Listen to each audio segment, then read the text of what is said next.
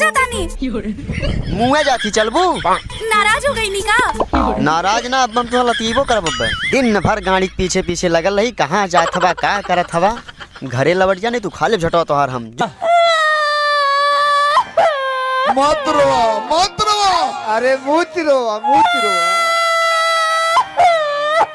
अरे मूत रोवा हम कहता नहीं मत रोवा आवाज बाज जाई मत रो तोरा बहिन के अंडरवियर पहिरा क्या बात में बोल रोवा मत अरे चुप हो जा रोवा मत लोर पोछो लोर पोछ ला तेरा का हृदय से मान ले अब जे रोवा बुनु तो हमरो लोर चल ले भावना से दुनिया की रोया मत अब जे रोवालू तो लोरे ना बिगो ना टीचर बिग दे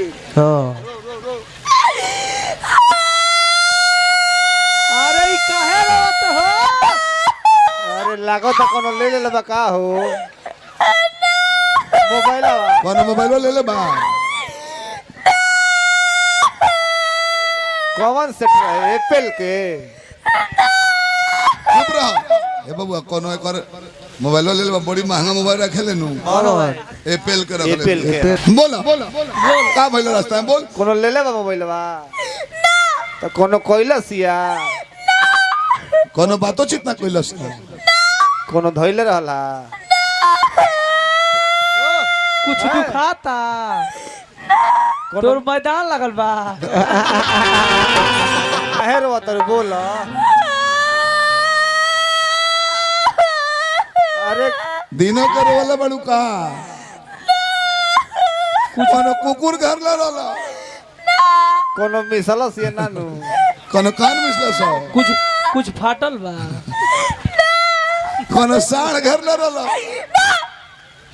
रास्ता में कुछ ना भइल कोनो घटना ना भइल सब कला चटका फिर होत रे ओही खाती भूखाई ना का बात तो बोलू अपना दिल के बात हम केंगे कही और कैसे कही हमरा से कॉल कर मुंह सनु कहबो कि गाड़ी से कहबो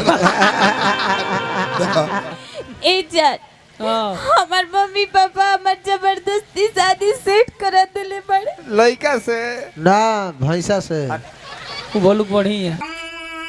करना होता जितेंद्र सिंह लाइक और शरद राम ग्राम फोपना से ध्यान टन वाहिगुरु जी का खालसा वाहिगुरु जी फतेह जो बोले सोनिया से हिंदुस्तान जिंदाबाद पाकिस्तान मुर्दाबाद तेरा गम अगर ना होता हो तेरा गम अगर ना होता तो शराब में न पीता दोस्तों ये मोहब्बत भी क्या चीज है न जीने देती है न मरने देती है रात दिन उसका चेहरा मेरी नजरों के सामने रहता है दो गला कहीं का